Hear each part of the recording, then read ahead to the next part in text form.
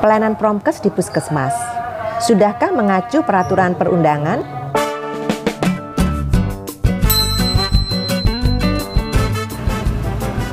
Assalamualaikum warahmatullahi wabarakatuh. Sobat sehat, bertemu kembali dengan saya Dr. Sofi. Video saya yang ke-151 ini akan membahas salah satu dasar peraturan perundangan tentang pelayanan upaya kesehatan masyarakat atau UKM promosi kesehatan sebagai salah satu jenis pelayanan yang ada dalam SK Kepala Puskesmas tentang jenis pelayanan yang disediakan, baik pelayanan UKM maupun pelayanan UKP. Seperti kita sudah bahas sebelumnya, dalam konsideran mengingat SK Kepala Puskesmas tentang jenis pelayanan yang disediakan harus memuat dasar kewenangan dan peraturan perundangan yang memerintahkan pembuatan surat keputusan tersebut dan peraturan-peraturan tersebut yang terbaru dan tidak dicabut. Salah satu peraturan terkait dengan pelayanan promosi kesehatan adalah Permenkes RI nomor 8 tahun 2019 tentang pemberdayaan masyarakat bidang kesehatan. Yuk kita pelajari seperti apa isinya. Pemberdayaan masyarakat bidang kesehatan yang selanjutnya disebut pemberdayaan masyarakat adalah proses untuk meningkatkan pengetahuan, kesadaran, dan kemampuan individu, keluarga, serta masyarakat untuk berperan aktif dalam upaya kesehatan yang dilaksanakan dengan cara fasilitasi proses pemecahan masalah melalui pendekatan edukatif dan partisipatif, serta memperhatikan kebutuhan potensi dan sosial budaya setempat.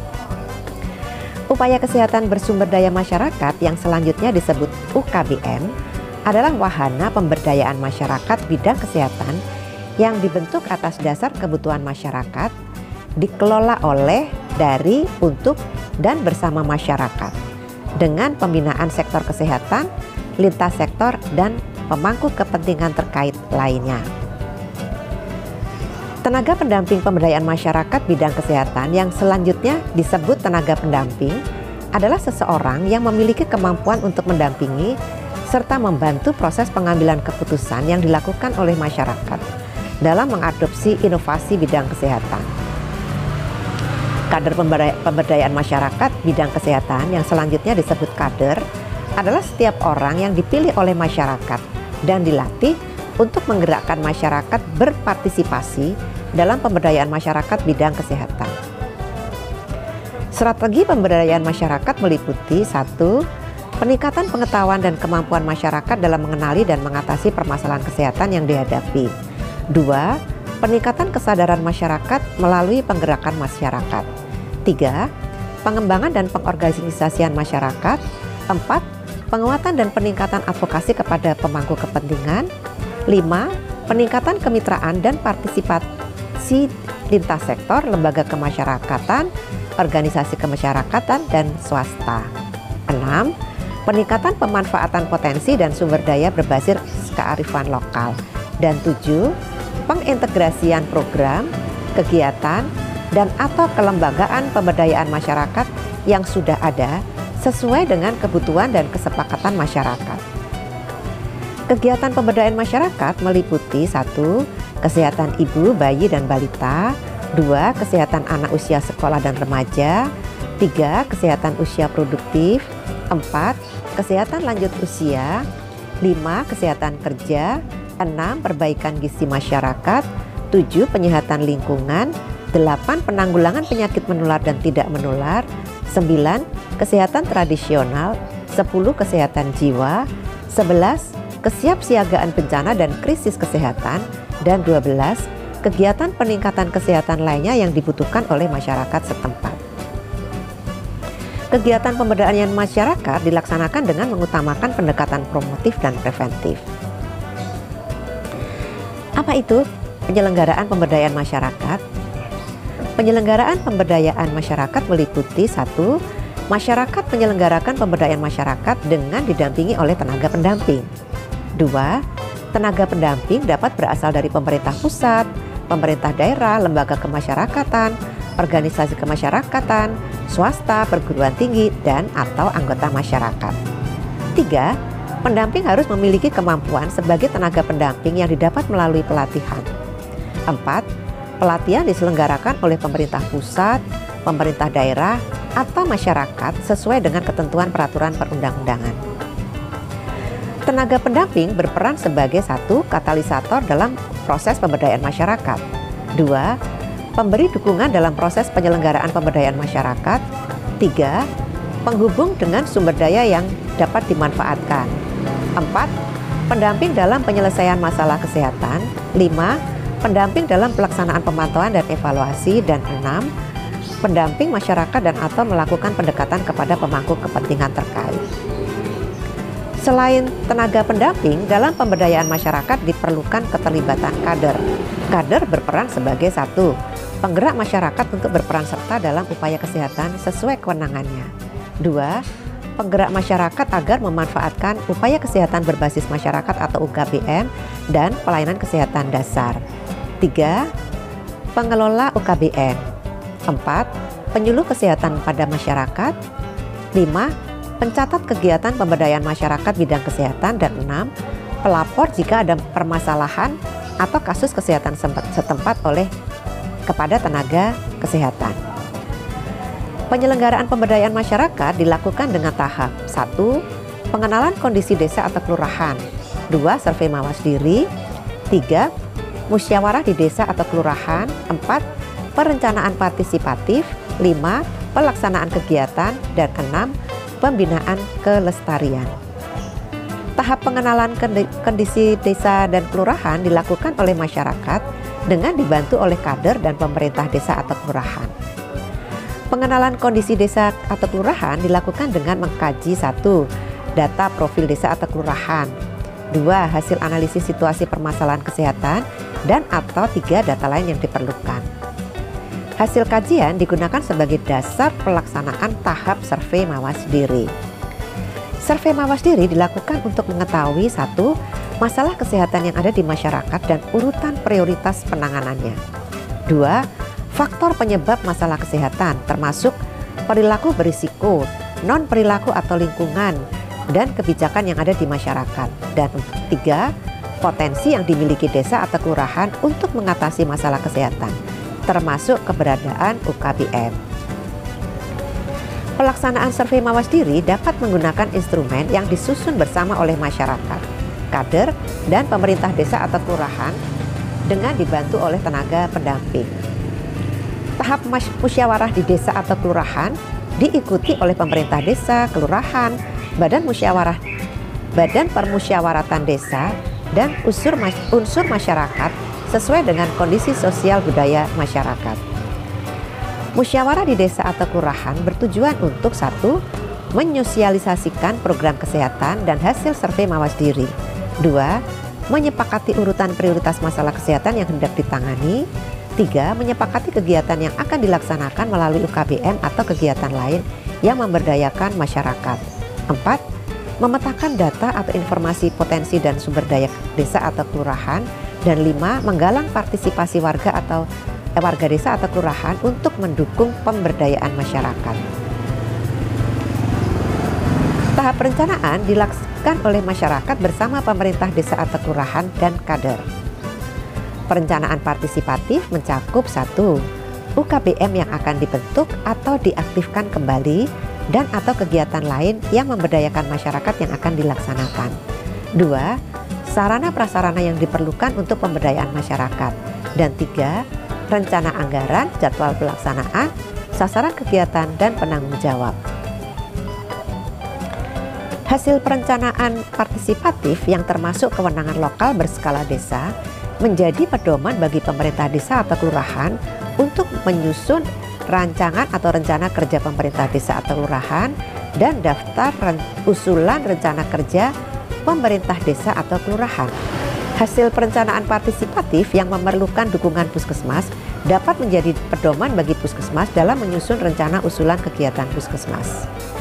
Tahap pelaksanaan kegiatan dilakukan melalui kegiatan UKBM atau kegiatan lain yang memberdayakan masyarakat secara swakelola. Pelaksanaan kegiatan pemberdayaan masyarakat harus dilakukan pencatatan dan pelaporan. Tahap pembinaan kelestarian diarahkan untuk menjamin pelaksanaan pemberdayaan masyarakat dapat berlangsung secara berkesinambungan sesuai dengan tujuan yang ingin dicapai. Tahap pembinaan kelestarian dilakukan melalui kegiatan 1. Pertemuan berkala, 2. Orientasi bagi kader, 3. Sosialisasi, 4. Penerbitan peraturan lokal dan atau 5. Pemantauan serta evaluasi.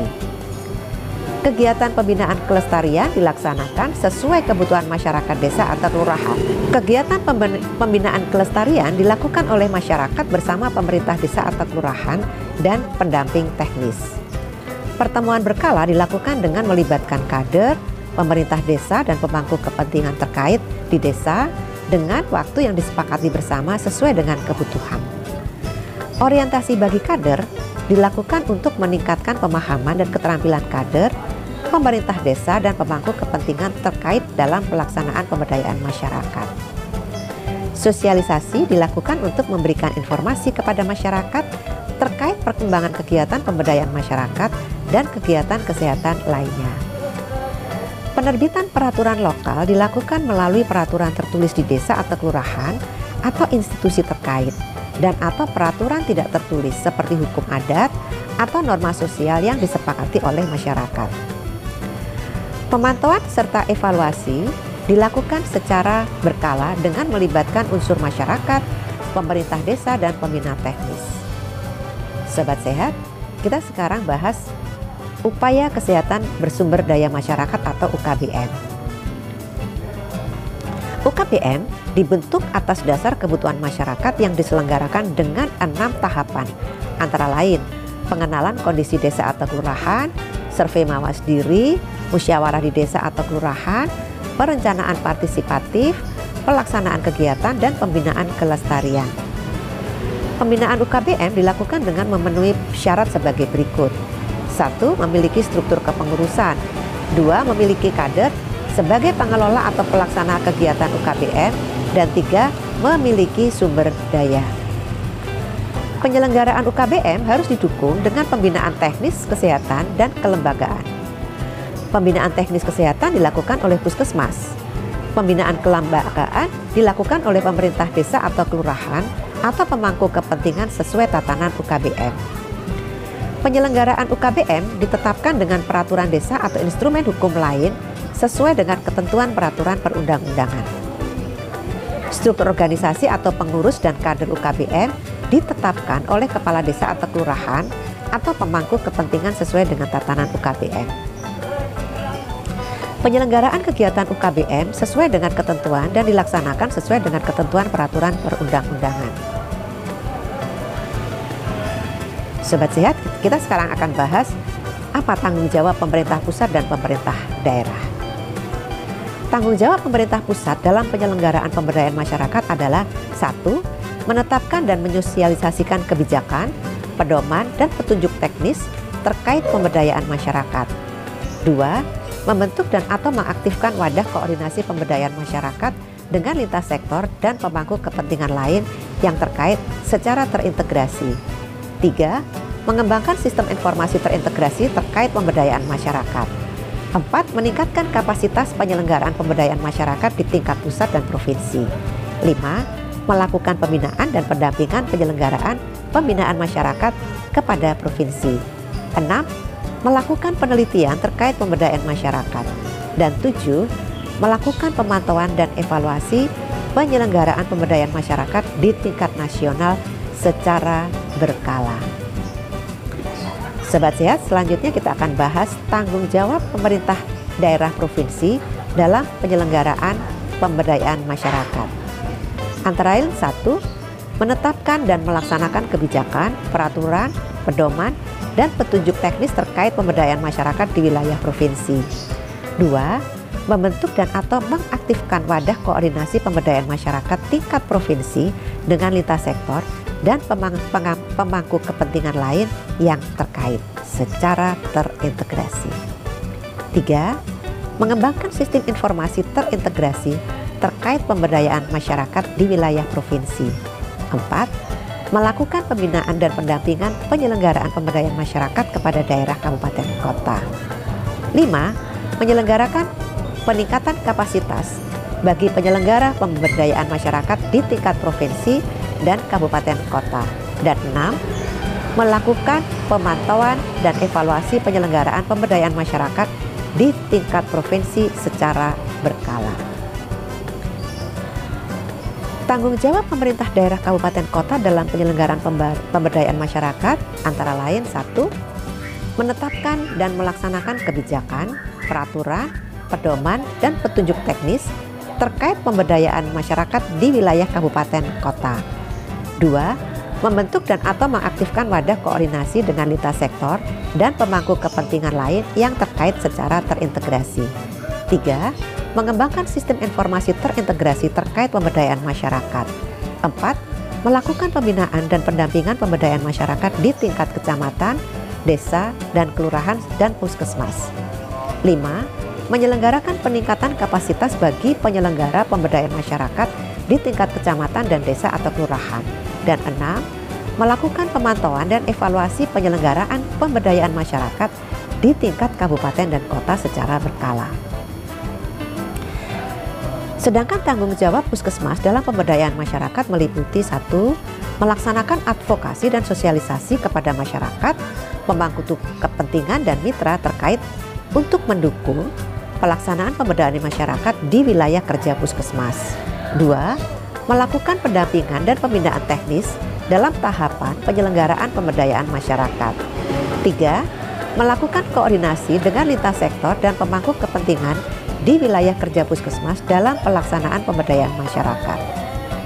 4. Membangun kemitraan dengan organisasi kemasyarakatan dan swasta di wilayah kerja puskesmas dalam pelaksanaan pemberdayaan masyarakat.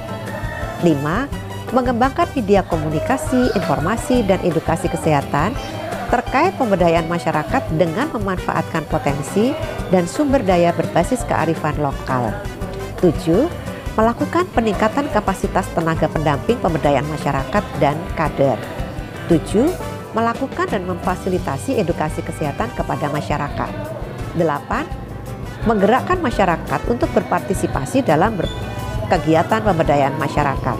9. Melakukan pencatatan dan pelaporan pelaksanaan pemberdayaan masyarakat di tingkat kecamatan dan kabupaten kota secara berkala. Dan 10. Melakukan pemantauan dan evaluasi pelaksanaan pemberdayaan masyarakat di wilayah kerja puskesmas secara berkala. Selanjutnya kita akan membahas pendanaan. Pendanaan penyelenggaraan pemberdayaan masyarakat dapat berasal dari APBN atau Anggaran Pendapatan dan Belanja Negara, APBP, atau Anggaran Pendapatan Belanja Daerah Provinsi, kemudian Anggaran Pendapatan Belanja Daerah Kabupaten Kota, Anggaran Pendapatan Belanja Desa, dana swadaya masyarakat, bantuan swasta, dan atau sumber lain yang sah dan tidak mengikat sesuai dengan ketentuan peraturan perundang-undangan. Siapa yang akan melakukan pembinaan dan pengawasan? Nah, ini ada penjelasannya. Menteri, gubernur, bupati, atau wali kota melakukan pembinaan dan pengawasan penyelenggaraan pemberdayaan masyarakat sesuai kewenangan masing-masing.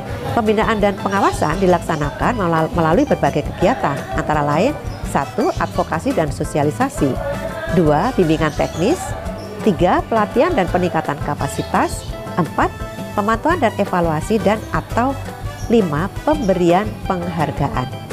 Berarti kalau mendapatkan penghargaan itu adalah termasuk pembinaan dan pengawasan. Nah, pembinaan dan pengawasan ini dilaksanakan secara berkala. Demikianlah Sobat Sehat, pada video 151 ini kita telah membahas pelayanan promosi kesehatan yang mengacu pada Permenkes RI nomor 8 tahun 2019 tentang pemberdayaan masyarakat bidang kesehatan. Pada video 152 kita akan membahas penyelenggaraan pelayanan kesehatan lingkungan di puskesmas mengacu pada Permenkes RI nomor 13 tahun 2015. Semoga dengan pembahasan ini kita semua semakin paham regulasi di puskesmas.